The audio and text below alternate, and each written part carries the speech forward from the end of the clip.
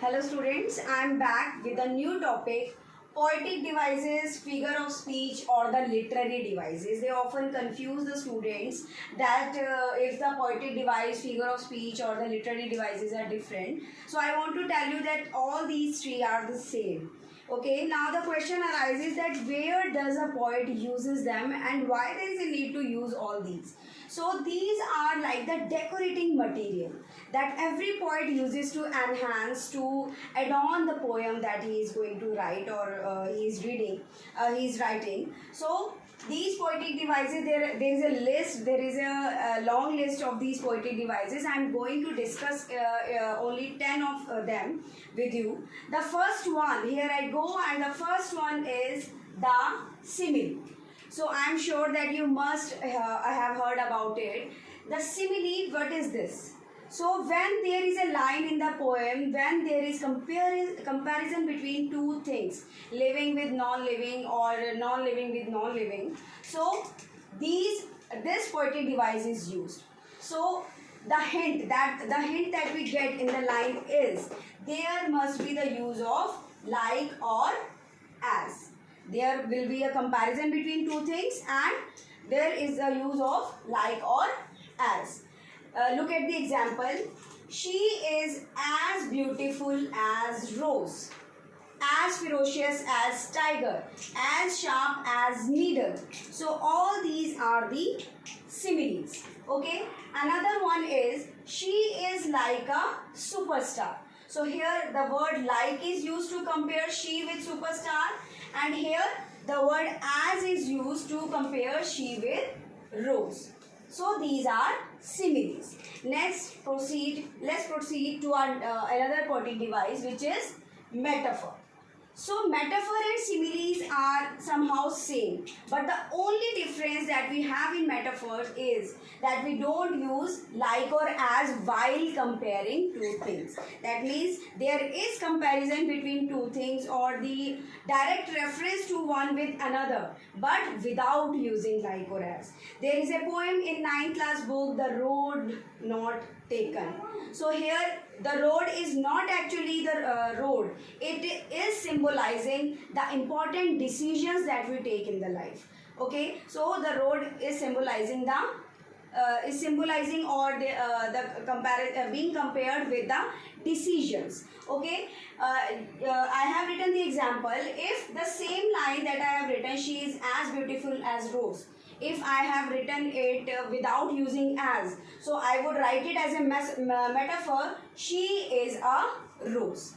Okay, or he is a lion of our class. Sky is roaring. Okay, so the trait of lion, of roaring, is given to a sky, to the sky. So that means these are the metaphors. Let's move to our another poetic device, personification. The word person itself depicts that if any non-living thing is given the quality of living being or human being, that means it is a personification. You must have seen the movie Jungle Book. Here the character lion is given the name Sher Khan. Okay, so that means it has been personified with the human beings. If any animal, or we have read the stories of the animals in the Panchtantra and all. So all these fables has the animal characters and they are given names. That means they are personified. Okay, so here is a poem, The Mirror by Sylvia Plath, and the mirror is personified as the mirror itself is narrating the poem to us. It said that I am a four-cornered God. So the mirror is given, though the mirror is non-living thing and it should have the pronoun it, but it is given the pronoun I. Okay, that means it has been personified. Personification. Okay, now let's move to our another poetic device, which is alliteration. Now what is this? When two same letters consecutively comes in the consecutive words in the same line or phrase, so these are alliterations. In the poem The Palanquin Bearers by Sarojini Naidu, here are many phrases of alliteration like lightly or lightly we bear her along, or gaily or gaily we glide and we sing. So these gaily or gaily, G, lightly or lightly, L. So these words are being repeated in a same phrase. So these are alliterations. There can be many alliterations, examples of many alliterations like sizzling song, hissing hymn. So all these are what they are? They are alliterations. I hope you will be able to find them. Okay, our next poetic device is refrain. Now what are these? So these are the repeating lines or repeating phrase in a poem. Okay, so when we hear a song, we see that the mukda of every song is repeated twice or thrice in a song. So similarly, these two lines or one line gets repeated in the poem. Okay, like in the poem Captain, Oh Captain by Walt Whitman, there is a phrase, Oh Captain, my Captain. It is being repeated twice or thrice in a poem. Similarly, in the poem Palanquin Bearers, lightly or lightly we bear her along. So this line is repeated twice in a poem. So when there is a repetition of these lines, these are refrain. Okay. Now another poetic device is onomatopoeia. It also confuses the students, but it is very simple to identify this, when there is some sound like banging of door, buzzing of bees, clinking of coins, hissing snakes, beeping of bell, cranking. So all these sounds, the words, those make the impression of sounds. So these are onomatopoeia. It is very simple to identify this. Okay, and now come forward with oxymoron. Oxymoron, it is very interesting. I like this poetic device very much. When two characteristics of opposite trait are joined, when the two opposite qualities are juxtaposed, these are contradictory words actually, like living dead. Living and dead, there is no connection between these. They are the contradictory words. Those are juxtaposed with against each other. Small giants, sad joke. Okay, so it is the poetic device oxymoron. Whenever you come across the phrases like this in a poem, you have to underline them and write this oxymoron. Another is transfer epithet. The name, believe me, as the name is seeming to be difficult, to identify them is very easy. Like these are just the adjectives given to noun. Okay, whether they are metaphors or whatever, like ferocious sea. In ferocious sea, adjective ferocious is given to sea, so it is transfer epithet. Mischievous mouse, delicious food, so these are the adjective words. Rhyme or repetition. There are few lines in the poem sometimes that rhyming with each other, like a lady lazy is gone crazy. Okay, so these lazy and crazy are the rhymes. That is how we identify the rhyming scheme also. So, and another is repetition. The phrase, the refrain, it is somehow like the refrain, but refrain is the whole line or the whole phrase that is being repeated twice or thrice in a poem. But this repetition can happen in 2 lines only or the 3 lines only, like chatter chatter, lightly or lightly. So all these are repetitions. Okay, last but not the least is our allusion. What is this?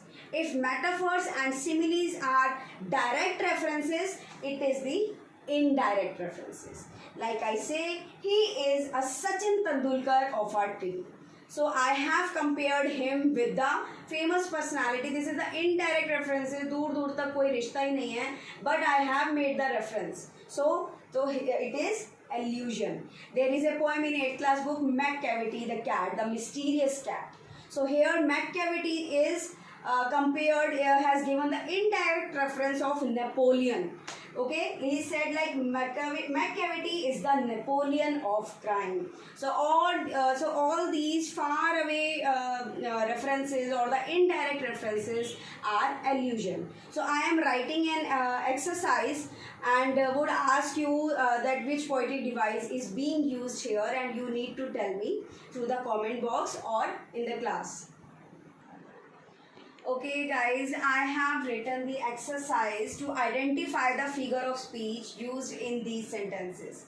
So I want you to pause the video, and I am in next 2 minutes I am going to answer all these, but I want you to try yourselves. Okay, you try yourselves and see that if you are able to identify the figure of speech or not. Okay, so let's pause this video. I hope you must have found the answers, but let's recheck or cross-check yours with me. The snowflakes are white flowers. So here the comparison is being made. The snowflakes are compared with the white flowers without using like or as. So it is metaphors. In the second line, I slide, I sing, I gloom, I glance. So you can see the letters SS and GG are being repeated. Actually, it is a personification also, because in this poem, the brook is I, the water stream is I, which is given the personal quality. So it is personification. At the same time, it is alliteration. The visible poetic device here is alliteration. In the next one, she is like a bird that skims. So here is a direct comparison using the word like. So it is our simile.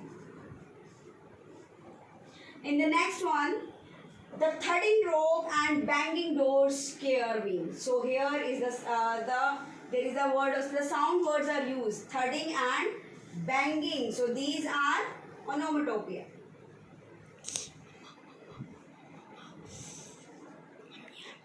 Next is, Rima is the nightingale of our class. So here Rima, if I would have said that Rima is the Sarojini Naidu of our class, so it would have become allusion. But here is the comparison of nightingale with Rima without using like or as. So it is again the metaphor. Next, our sports coach is the Hitler in disguise. So here is the indirect reference of our sports coach with the Hitler. So it is allusion. The girl with the manly spirit. So here the girl is given the opposite quality, the opposite gender quality of manly. So it is oxymoron. My alarm yelled at me. So the alarm make you wake. Okay, makes you wake, but it does not yell.